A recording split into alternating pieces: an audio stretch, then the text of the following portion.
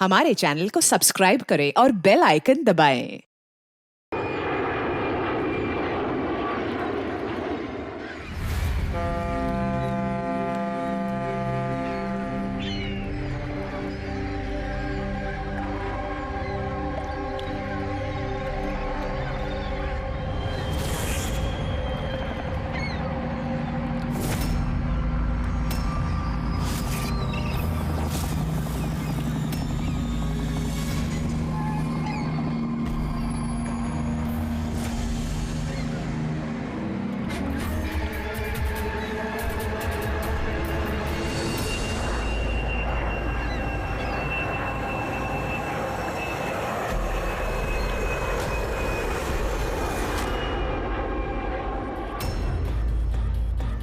ग्यारह बज गए। आ गया। अब ये प्लेन गिरेगा।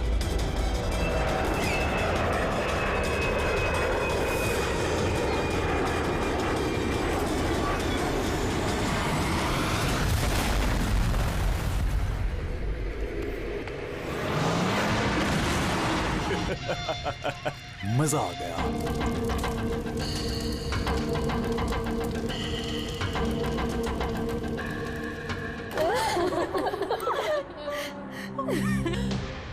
प्लेन में आप तीनों के हस्बैंड्स के अलावा सिर्फ पायलट था।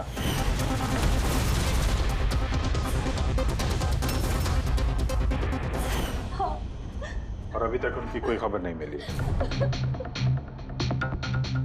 देखिए, अथॉरिटीज से हमने पूरी पूछताछ की और उन्होंने बताया कि प्लेन में कोई तकनीकी खराबी नहीं थी।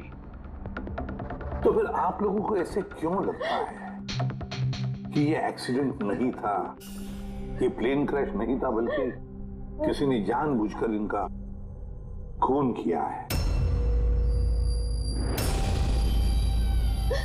उन्हें कई दिनों से धमकी भरे कॉल्स आ रहे थे।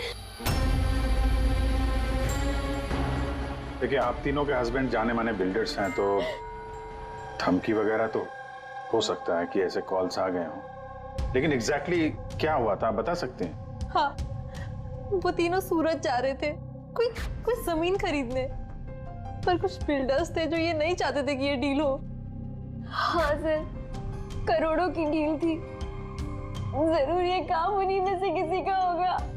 अगर धमकी भरे कॉल आ रहे थे तो आप लोगों ने पुलिस की मदद क्यों नहीं ली? सर, हम पुलिस के पास जाना चाहते थे, पर हमारे पतियों ने हमें रोक लिया।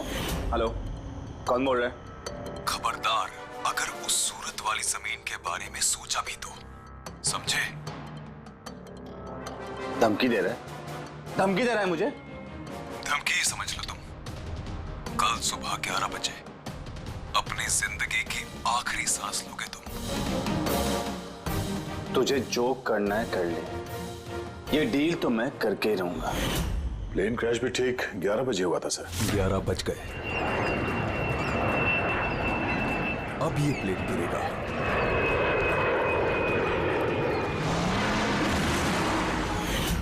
ये कोई सहयोग तो नहीं हो सकता? आप ही बताइए सर, क्या एक जमीन का टुकड़ा किसी इंसान की जिंदगी से ज्यादा कीमती हो सकता है? देखिए, मैं आपको प्रॉमिस करता हूं, जिस किसी ने भी ये किया है उसे हम सजा दिलाकर ही रहेंगे।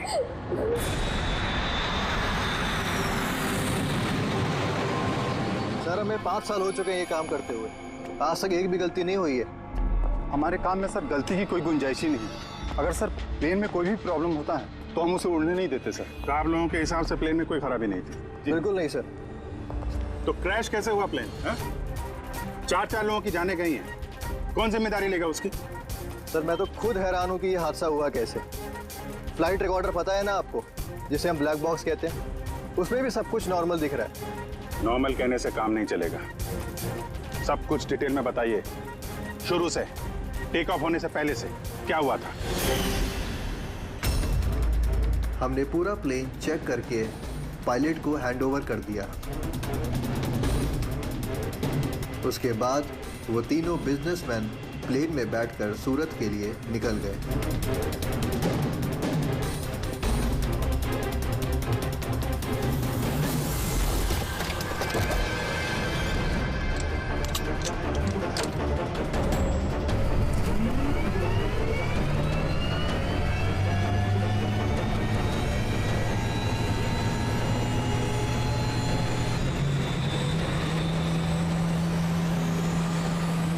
सर हमें टेक ऑफ का परमिशन रेडियो फ्रीक्वेंसी पे मिलता है मेन टावर से। कल हमें पूरी इंफॉर्मेशन मिलने के बाद ही हम लोगों ने टेक ऑफ की प्रक्रिया शुरू की थी। आप रेडी? क्या? अच्छा, ओके ओके ओके ओके, हाँ ठीक है, हम लोग देखते हैं। क्या हुआ सर? मदन को जिस फोन से धमकी भरे कॉल किए जा रहे थे ना, वो क्रैश वाले दिन यहीं पे था, इसी एयर स्ट्रिप पे। सर अगर फोन यहीं पर था तो किसी अंदर वाले का हाथ है। क्यों? हा? नहीं सर, हमने किसी को भी कोई भी धमकी भरे फोन नहीं किए। तुम लोगों ने नहीं किया तो कोई बाहर वाला घुस गया होगा। यही सिक्योरिटी इसी एयर स्ट्रिप की। अगर वो आदमी यहाँ पे आया था तो कोई ना कोई निशान तो जरूर छोड़ के गया होगा। चेक करते हैं। सर ये जगह तो पूरी खुली हुई है सर, अगर वो कहीं छुपा होगा तो कहीं हैंगर के पास छुपा होगा सर। ठीक है, वहां देखते हैं। चलो हैंगर के पास चलो।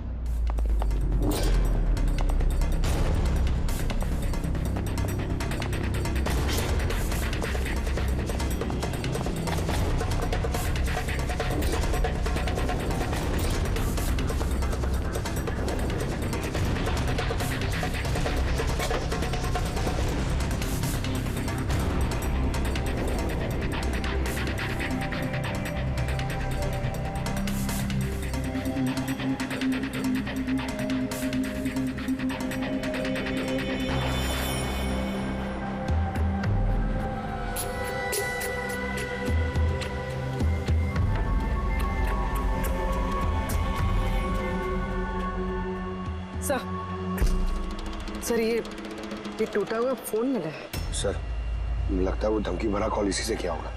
हो सकता है, तोड़ के फेंक दिया। रख लो, कुछ ना कुछ तो मिल ही जाएगा। कहाँ पे मिला था ये?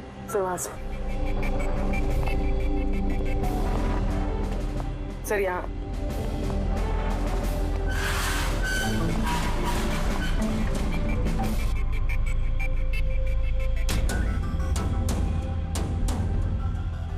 सर ये देखिए, ये कान जैसा कुछ लग रहा है तो कान का निशान यार। फोन भी यहीं मिला है और ये निशान भी। कहीं ऐसा तो नहीं कि वो मुजरिम यहीं दीवार पे टेक लगा के फोन पे बात कर रहा हो और हमारे लिए अपना कान का निशान छोड़ गया हो। काम करो, फोटो ले लो उसके। सर वो कान के निशान से कुछ पता चलेगा? अरे कुछ ना कुछ तो पता चलेगा। साड़ुंके साहब को देंगे, वो ढूंढ निकालेंगे।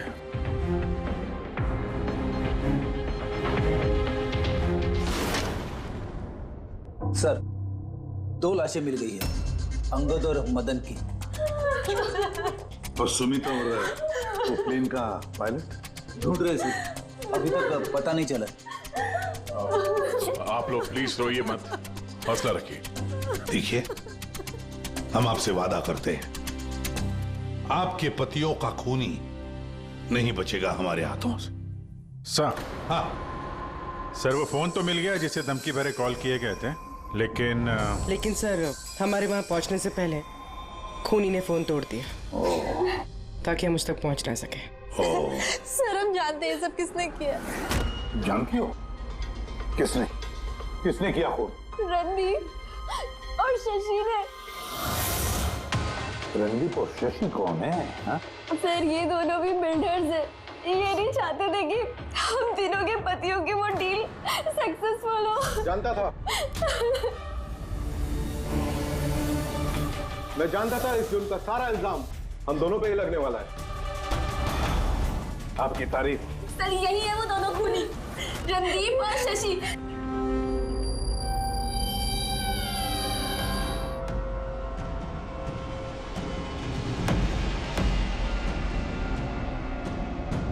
पता नहीं इन औरतों की हमसे क्या दुश्मनी है, चाहे कुछ भी गलत क्यों ना हो, ये हम पे इल्जाम लगाती हैं। और एक बार पहले भी इन्होंने हमें झूठे इल्जाम में गिरफ्तार करवाया था। अच्छा, किस जुर्म में गिरफ्तार करवाया था तुम्हें? जरा हमें भी तो बताइए। सर जब पहली बार अंगद को धमकी भरे कॉल्स आ रहे थे तो मैंने ही पुलिस में रिपोर्ट लिखवाई थी इस रणदीप के खिलाफ। और पुलिस ने मुझे गिरफ्तार भी कर लिया, पर बाद में मैं निर्दोष साबित हुआ। हाँ सर, असल में वो धमकी भरे फोन कॉल उन गांव वालों के थे जिनकी जमीन ये लोग लेना चाहते थे। हाँ तो वो गांव वाले अब भी जेल में हैं। तो ये गंदी हरकत तुम लोगों के अलावा और कौन कर सकता है? देखा सर, फिर से हम पर इल्जाम। अगर ये हमने किया होता तुम सीआईडी के पास क्यों आते? कोई बात नहीं, बहुत जल्द दूध का दूध और पानी का पानी हो जाएगा। हाँ, क्योंकि हमें वहां पे मुजरिम के कान का निशान मिला है। बस उससे तो हम पता लगा ही लेंगे कि खूनी है कौन। ये दीवार पर जो गीला पेंट था उस पर जो एक कान का प्रिंट है, इस कान के प्रिंट को देखो। कुछ दिखाई देता है कान पर? इस कान के प्रिंट पे स्टार जैसे कुछ शेप का इम्प्रिंट है। और एक बात और, ये जो मुजरिम है ये समुद्र के आसपास रहता है। ये कैसे पता चला सर? मैं बताता हूं। ये फोन के जो टूटे हुए टुकड़े हैं, इस पर मुझे कुछ समुद्री रेत और मछली के कांटे के टुकड़े मिले। अच्छा अच्छा, तो जब उस आदमी ने अपने जूते से इस फोन को तोड़ा होगा तो वो रेत और मछली के कांटे उसके जूते से निकल के फोन में चले गए। जूतों में रेत और मछली के कांटे, हो सकता है ये आदमी किसी फिश मार्केट के आसपास रहता हो। फिश मार्केट तो है ना यहाँ पे दो, एक वर्सोवा जेट्टी पे और दूसरा मड आइलैंड पे। बस अब अपना काम हो गया। दोनों फिश मार्केट में जाकर पता लगाओ। देखो ऐसा कोई है क्या जो कान में स्टार की शेप की ईयररिंग पहनता है।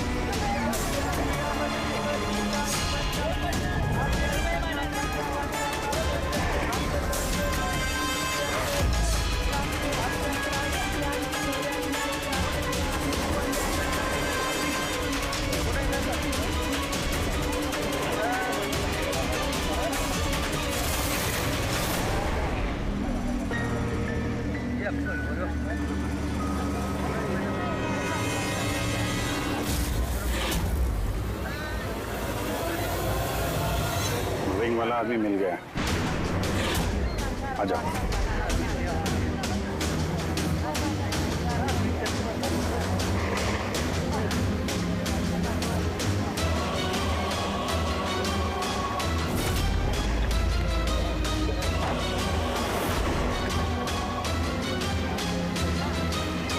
किसी से मीटिंग होने वाली है।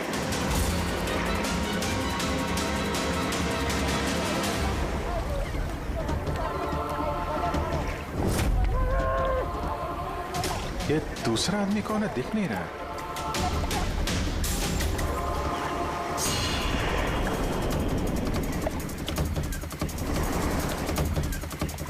ये तो सचिन है।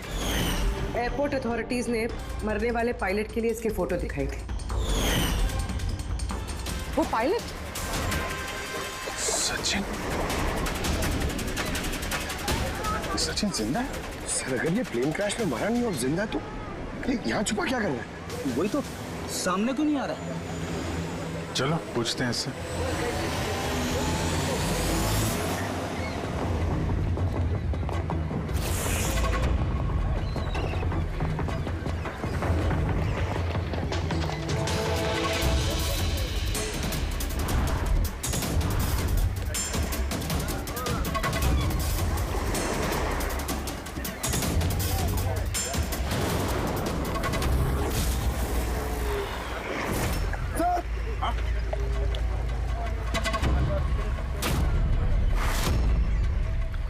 सर ये तो मर गया। मर गया। वो देखो सर, सचिन भाग रहा है सर।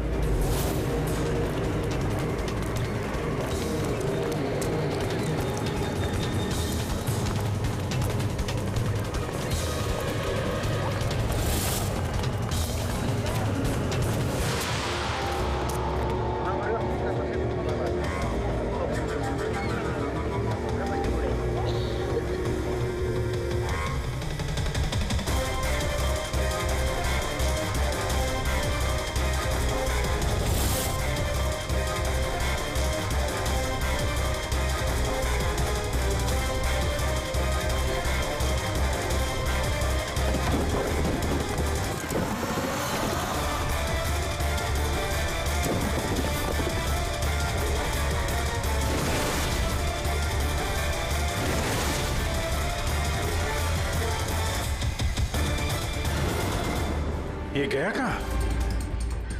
सर शायद वो आदमी कुछ ऐसा राज जानता था जो सचिन नहीं चाहता था कि हम तक पहुंचे, और शायद इसीलिए उसका खून कर दिया।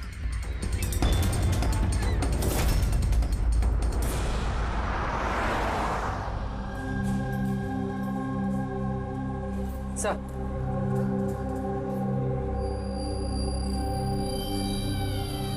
क्या सवाल करना है आप लोग को मुझसे? आपके पति सचिन के बारे में।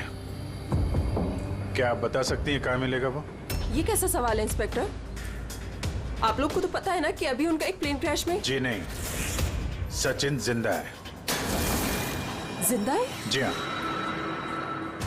और आपको शायद ये जान के दुख होगा कि वो एक खून करके फरार है। वैसे कितने पैसे मिले थे सचिन को इस साजिश का हिस्सा बनकर? पैसे? पैसे नहीं मिले। पैसे मिले होते तो मैं यहाँ कॉफी शॉप में काम नहीं कर रही होती। और वैसे भी हमारी शादी कुछ ठीक नहीं चल रही थी। आपकी शादी ठीक नहीं चल रही थी? क्या मतलब, मैं पूछ सकता हूँ क्या प्रॉब्लम थी? दीप्ति नाम की एक लड़की है, एयर होस्टेस है। बहुत बार कहते थे भी कि तुझसे डाइवोर्स लेके उसके साथ रहना है। कहाँ रहती, कहाँ है ये? सिंगापुर। सिंगापुर? क्या सचिन जिंदा है? ऐसा नहीं हो सकता सर, हमने खुद अपनी आंखों से उसे प्लेन में चढ़ते हुए देखा है। सर इतने भयानक हादसे में उसका जिंदा रहना मुमकिन नहीं है सर। अरे यार, पैराशूट वगैरह से कूद गया हो तो? नहीं सर, अगर पैराशूट लेके कूदता तो किसी ना किसी की नजर जरूर पड़ती उस पर। हमसे कुछ मिस तो नहीं हो गया ना? क्या क्या बोल रहे थे तुम? क्या मिस हुआ होगा? नहीं सर, कुछ नहीं। तुम्हारी बातों से तो साफ साफ लग रहा है कि तुम लोग कुछ छुपा रहे हो। क्या बात है, बताओ बताओ जल्दी। सॉरी सर, हमसे वो थोड़ी सी गलती हो गई। कैसी गलती? सर जब प्लेन टेक ऑफ हुआ तो हम वहाँ थे ही नहीं। इतनी बड़ी गलती कैसे कर सकते हैं आप लोग? हैं? सर वो प्लेन जब रनवे पे दौड़ रहा था सर, कुछ धमाका हुआ सर। कैसा धमाका? सर किसी ने दिवाली का बम फोड़ा था, तो हम लोग उसको देखने के लिए गए कि कहीं कोई सीरियस बात तो नहीं है। अरे ये तो पटाखा है। और सर जब हम वापस चल के आए तो पता चला कि प्लेन उड़ चुका था सर। ये उस दाढ़ी वाले का ही काम होगा। इन लोगों का ध्यान भटकाने के लिए। हाँ पर अभिजीत, क्यों? क्या मकसद हो सकता है इनका ध्यान भटकाने में? कुछ ना कुछ तो गड़बड़ है अभिजीत। ये जब धमाका हुआ तब प्लेन एयर स्ट्रिप पे कहाँ था, वो जगह दिखाओ। आइए सर। चलो दिखाओ। आइए।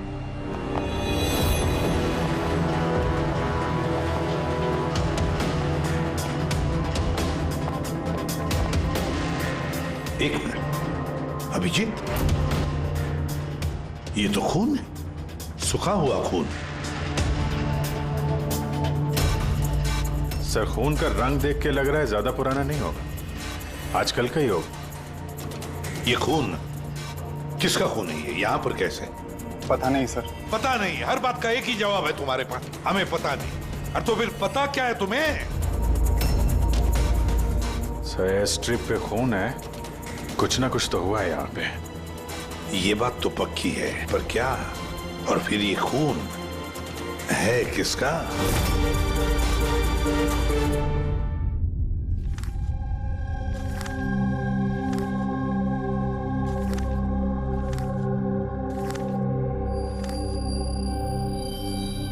बस पता चल गया, एयर स्ट्रिप पे जो खून था वो किसका था? किसका था? ये pilot Sachin.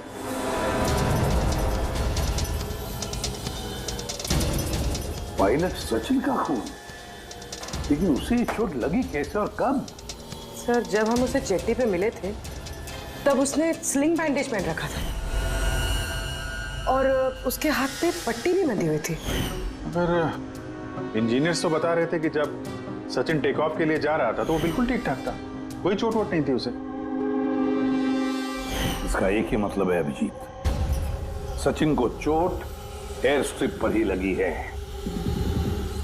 Plane take off होने से पहले ही सचिन एयर स्ट्रिप पर कूदा और उसे चोट उसी वक्त लगी है। बिल्कुल ऐसा ही हुआ होगा बॉस, क्योंकि इसीलिए सचिन क्रैश में मारा नहीं गया, क्योंकि वो प्लेन में था ही नहीं। लेकिन सालू के साहब, किसी ने सचिन को प्लेन में से कूदते हुए देखा किसे नहीं? अरे यार, वो पंकु ने पटाखा चलाया था ना, ध्यान भटकाने के लिए। ये सब सचिन और पंकु का प्लान था सर।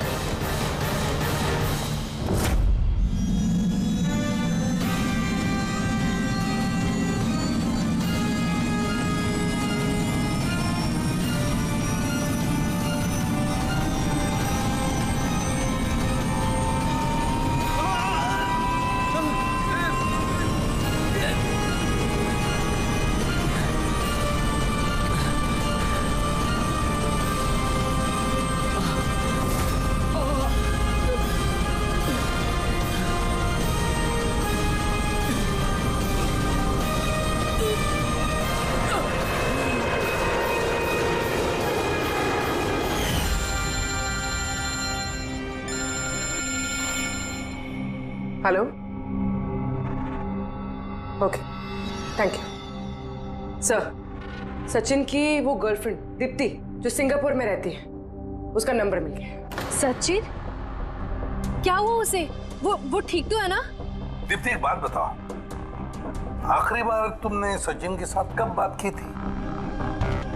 2 दिन पहले। 2 दिन पहले? मगर सचिन की बीवी ने तो हमें बताया कि तुम दोनों का रिश्ता टूट चुका है। नहीं, शायद उसने अपनी बीवी को नहीं बताया होगा कि वो मुझसे मिलने सिंगापुर आ रहा है। अच्छा, सिंगापुर कब आने वाले हैं सचिन? अब 1 हफ्ते बाद।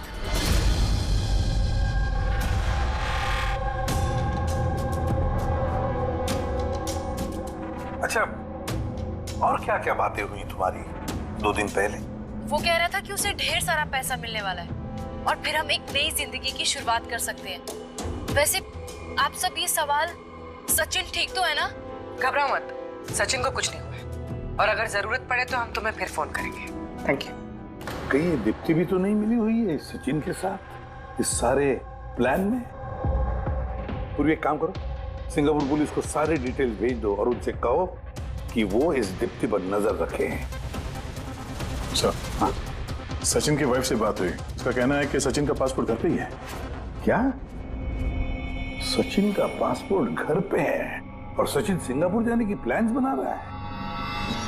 कहीं ऐसा तो नहीं कि सचिन ने नकली पासपोर्ट बनाया हो? नकली पासपोर्ट, ये ढीचू नकली पासपोर्ट बनाने वालों के बारे में बहुत कुछ जानता है। फिर एक काम करो, पंकज से कहो कि सचिन का फोटो लेकर वो ढीचू से मिले। हाँ, यस सर। एक बात और, ये अगर सचिन प्लेन से कूद गया था टेक ऑफ से पहले, तो प्लेन उड़ा कौन रहा था? और सर, जब वो प्लेन से कूदा तो ये मदन, अंगद और सुमित इन लोगों ने हल्ला नहीं मचाया, चुपचाप बैठे क्यों नहीं? बॉस, प्लेन के गिरने पर हल्ला कैसे मचाते ये लोग? तीनों के तीनों बेहोश थे। मगर सर, ये लोग बेहोश हुए कैसे? भी इन लोगों के पेट में ब्लैक कॉफी थी और उस ब्लैक कॉफी में ही नशीली दवाई मिलाई गई थी। क्या? ब्लैक कॉफी में नशीली दवा? आई एम बोर्डिंग, आपकी कॉफी। Thank you. तो फिर ये जरूर सचिन के प्लान का हिस्सा था। सर, एक सवाल का जवाब अभी भी नहीं मिला है। बिना पायलट के प्लेन उड़ा कैसे? इसका जवाब है UAS। UAS, uninterruptible auto pilot system. इस प्रोग्राम के जरिए जमीन पे बैठ के हवा में उड़ते प्लेन को कंट्रोल किया जा सकता है, कहीं से भी। हाँ सर, हम लोग फॉरेंसिक लैब में रह के भी हवा में उड़ते हुए प्लेन को कंट्रोल कर सकते हैं। और इस प्रोग्राम को इसलिए बनाया गया कि हवा में उड़ते प्लेन में अगर इमरजेंसी हो जाए या हाईजैक का प्रॉब्लम हो जाए तो उसका कंट्रोल नीचे वालों के पास भी रहे। मतलब प्लेन के कॉकपिट का कंट्रोल उसके हाथ में जिसके हाथ में वो रिमोट है। हाँ सर, और जिसके पास भी रिमोट कंट्रोल था उसी ने प्लेन क्रैश करवाया समंदर में।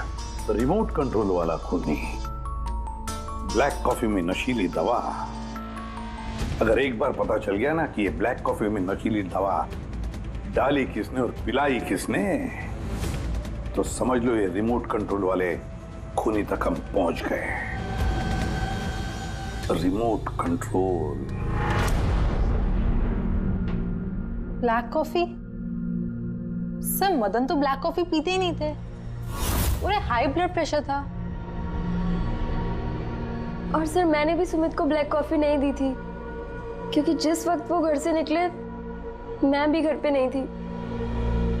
देखिए, उन तीनों के पेट में से ब्लैक कॉफी मिली थी जिसमें वो नशीली दवा भी थी। आप लोग तो कह रहे हैं कि आपने किसी ने भी अपने पतियों को ब्लैक कॉफी नहीं पिलाई, तो हो सकता है किसी और ने पिलाई हो उनको, या फिर कहीं बाहर गए थे तो वहां पर पी हो। कहीं गए थे क्या? हाँ सर, उन्हें हमारा ड्राइवर रवि एयरपोर्ट छोड़ने गया था, तो शायद हो सकता है अगर उन्होंने कहीं बाहर से कॉफी पी हो तो उसे जरूर पता होगा। रवि जरा बुलाइए उसे, कहाँ है? सर जब से ये हादसा हुआ है उसने काम पे ही आना बंद कर दिया, उसने हमारे फोन भी उठाना बंद कर दिया। मतलब अभिजीत, ये रवि कल से गायब है।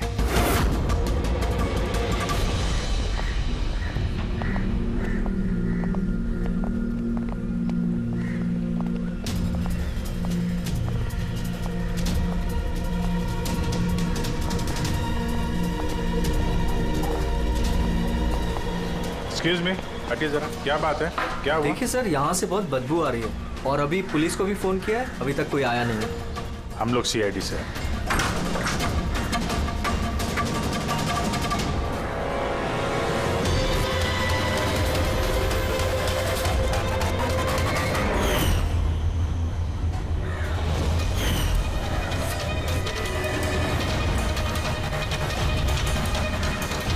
सर एक और मौत।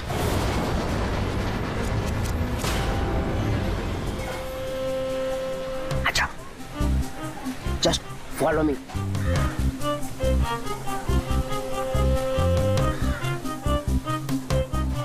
पंकज, चुपचाप मेरे पीछे पीछे चलते रहना। जब तक मैं यहाँ हूँ तुम्हें घबराने की थोड़ा भी जरूरत नहीं है। ओ ढेचू, मैं घबराता नहीं हूँ, समझा?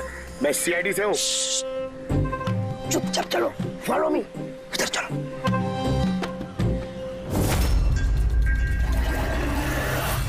आजा पंकज।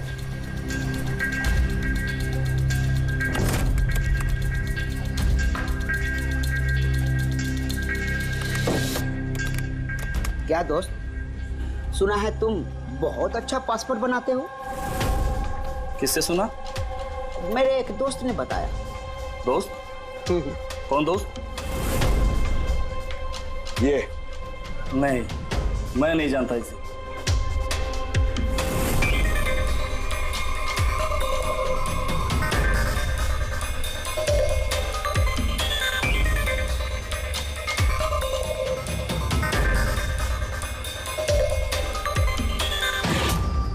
ये दोस्त है तुम्हारा? तुम्हें कोई शक है? बहुत अच्छे से जानता हूँ इसे मैं।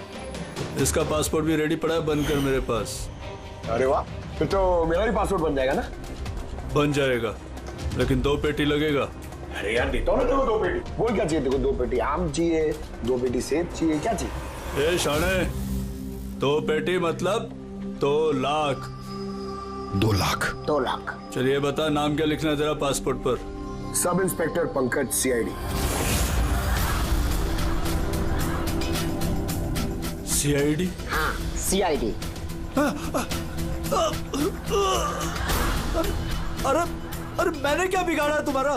सिर्फ तेरा ही नहीं, सारे नकली पासपोर्ट बनाने वालों का धंधा बंद हो चुका है। जो सवाल मैं पूछूंगा ना, उसका सीधे सीधे जवाब दे, वरना 2 लाख उठक बैठा कराऊंगा यहाँ पे तुझे, समझा? पूछो पूछो, क्या पूछना है? ये अपना नकली पासपोर्ट लेने कब आने वाला है? पता नहीं। पता नहीं? आज शाम को। देखा पंकज, ढेचू का कमाल।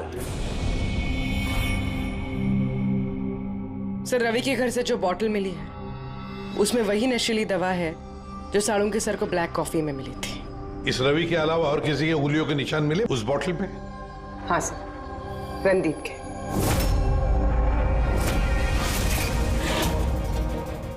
रणदीप, ये रणदीप ब्यूरो में आकर जोर जोर से चिल्ला चिल्ला कर अपनी बेगुनाही साबित करने की कोशिश कर रहा था।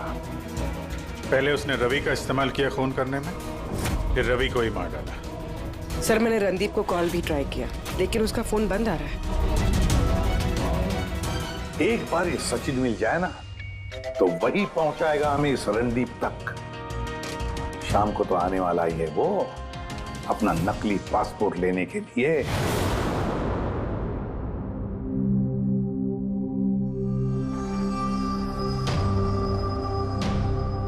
मेरा पासपोर्ट रेडी है। हाँ, तुम एक काम करो, अपना पासपोर्ट उससे ले लो, उसके पास है। अरे यार जल्दी करो, मेरे पास ज्यादा टाइम नहीं है। सही कहा तूने, तेरे पास तो बिल्कुल भी टाइम नहीं है। बस ये फोटो चिपका दूं? ये क्या मजाक है? मजाक नहीं है, ये सीआईडी का तोहफा है। सीआईडी? बता वो प्लेन क्रैश कैसे किया था तूने?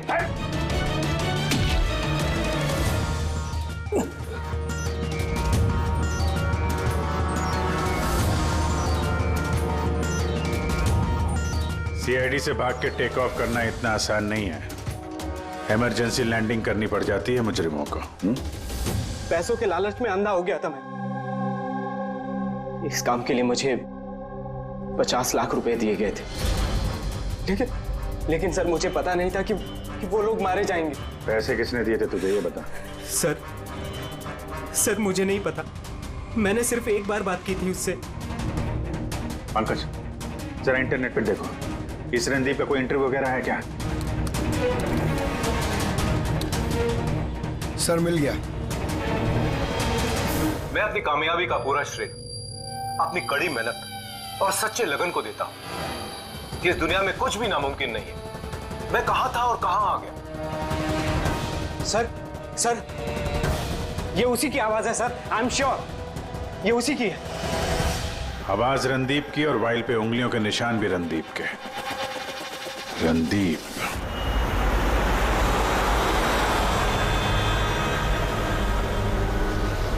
सर आगे से राइट। सर ये रणदीप का तो फोन बंद है सर, तो उसकी लोकेशन कैसे ट्रैक करेंगे? अरे फोन बंद है तो क्या हुआ पंकज, उसका वीडियो याद है? उसमें उसने अपने हाथ में एक ब्रेसलेट पहना हुआ था। मैंने वो इंटरव्यू दोबारा चेक किया। मगर सर ब्रेसलेट से लोकेशन कैसे ट्रैक करेंगे? पंकज, ये कोई मामूली ब्रेसलेट नहीं है। उस ब्रेसलेट में जीपीएस ट्रैकिंग भी लगाया हुआ है, और ऐसी ब्रेसलेट ज्यादातर ये टाइप 1 डायबिटीज वाले ही पहनते हैं। ब्रेसलेट में जीपीएस होता है सर? हाँ, ताकि अगर मरीज की तबीयत अचानक अगर खराब हो जाए या उसे चक्कर वक्कर आ जाए तो उसके परिवार वाले जीपीएस के सहारे उसे आसानी से ट्रैक कर सकते। पर सर ये जीपीएस बता रहा है कि रणदीप कुंदूवाड़ी में।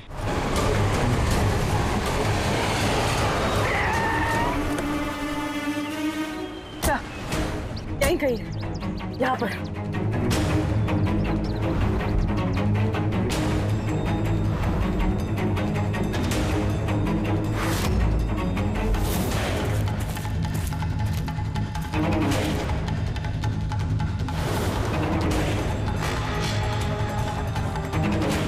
इस तरफ सर यहीं कहीं है। उसकी दिल की धड़कन भी कमजोर होती जा रही है। दिल की धड़कन कमजोर होती जा रही है, यही कही है वो। देख, ये मिट्टी अलग क्यों लग रही है? कहीं इस मिट्टी के नीचे तो नहीं हो सकता है।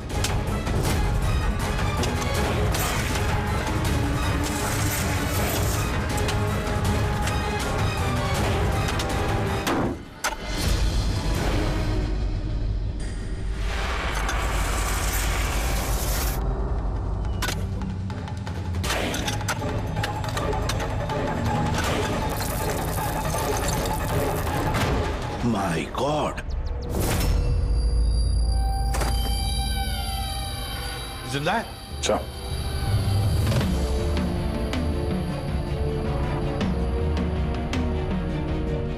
सर हम तो सोच रहे थे ये रणदीप खूनी है, पर यहाँ तो कोई उसकी ही जान लेने चला था। सर मुझे नहीं लगता कि रवि का खून रणदीप ने किया होगा, क्योंकि ब्यूरो से निकलने के बाद उसकी ब्रेसलेट की लोकेशन यहीं पर थी, वो और कहीं गया ही नहीं। मतलब जिसने भी सचिन को पैसे दिए वो रणदीप नहीं, कोई और ही है। लेकिन सर आवाज तो उसी की थी, उसने खुद पहचानी है। फिर भी आवाज बदल के बात करना कोई बड़ी बात नहीं है। और आजकल सर ऐसे मोबाइल ऐप्स आए हैं जिसके जरिए कोई भी किसी की भी आवाज में बात कर सकता है। तो फिर कौन है वो जिसने रणदीप को फंसाने की कोशिश की? है कौन वो जिसने ये आवाज बदलने वाला ऐप इस्तेमाल किया?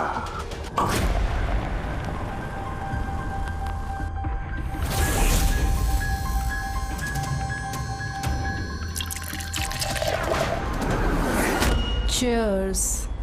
Cheers, अनीरा जी, cheers. आइए। आई। मुबारक हो अनीरा जी। मुबारकबाद? वो किसकी है?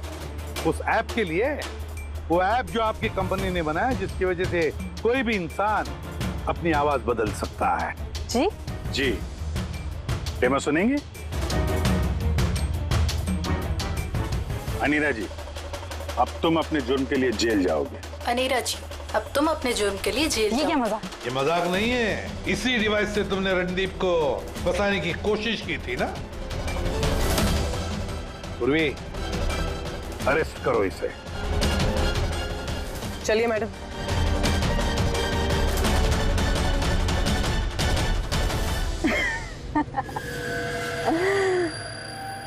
इतनी भी क्या जल्दी है सीआईडी वालों, जरा उधर तो देखिए।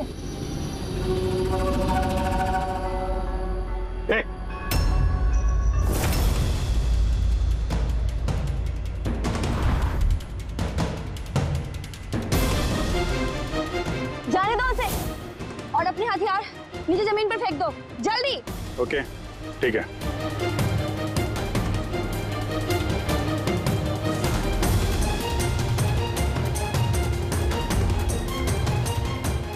रुक जाओ,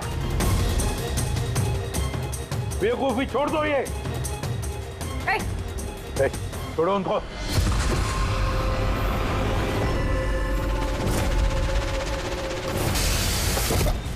माय गॉड, रुक जाओ।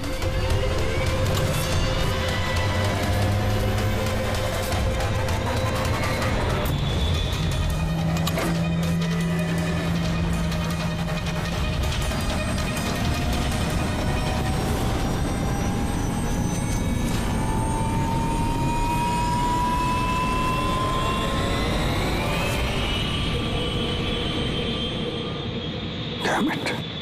Goodbye CID.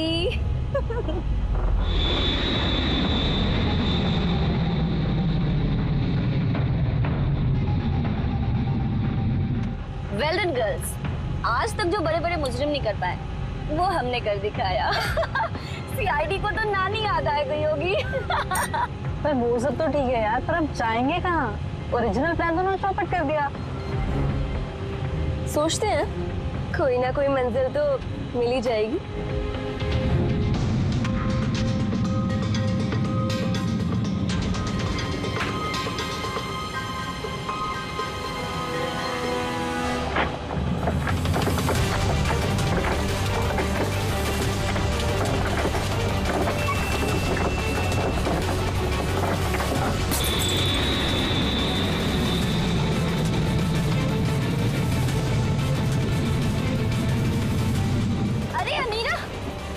प्लेन उड़ा रही हो तुम? अरे मैं नहीं चला रही हूँ यार, तुमने तो कहा था ना कि तुम्हें प्लेन उड़ाना आता है। अरे मैं ये नहीं कर रही हूँ, ये अपने आप हो रहा है।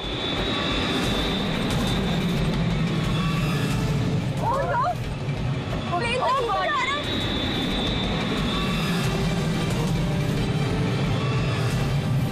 लगता है हमारी यूएस टेक्नोलॉजी किसी को पता चल गई क्या? मगर कैसे?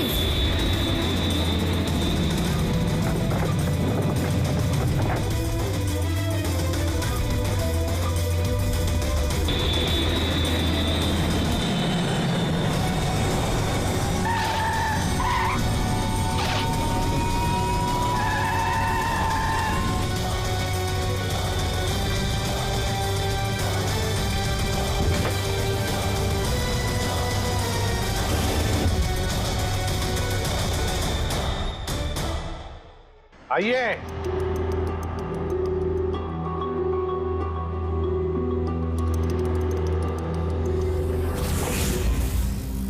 जिस देश में औरतें अपने पतियों की लंबी उम्र के लिए व्रत रखती हैं, कोई ऐसा भी कर सकता है कि अपने ही पति का खून कर दे? बहुत ठोस वजह रही होगी आप लोगों के पास। हाँ, वजह थी।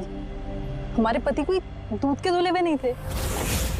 हाँ, लोगों को तो वो ऐसे दिखाते थे कि वो हमसे बहुत प्यार करते हैं, पर घर में कुछ और ही कहानी होती थी। ना हमें उनसे प्यार मिला और ना ही वफादारी। अंगद ने तो कई बार रिया पर हाथ भी उठाया था। हॉस्पिटल में भी भर्ती हुई थी वो। इन सब से तंग आकर हमने अपने पतियों को धमकी भरे कॉल्स करवाए और सोचा मौका अच्छा है तो हमने उन्हें मरवा दिया।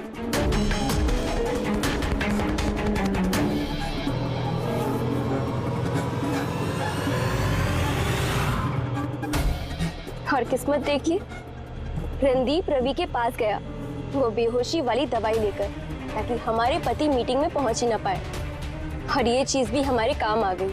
तो रवि की वफादारी का फायदा उठाया तुमने, हाँ? फिर तुम लोगों ने रणदीप को जमीन में गाड़ दिया ताकि हमें ऐसा लगे कि वो जुर्म करके फरार हो गया है। पिंजरे में बंद घुटन भरी जिंदगी जीने का कोई फायदा नहीं था। हमें आजादी की हवा में सांस लेनी थी। आजादी की हवा में सांस लेने के और भी तरीके होते हैं अनीरा जी। पति को मारना सबसे गलत रास्ता।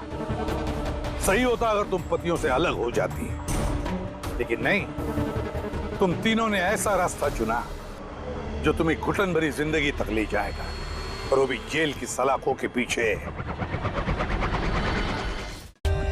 For more updates, subscribe to our channel, click the show links and enjoy watching the videos.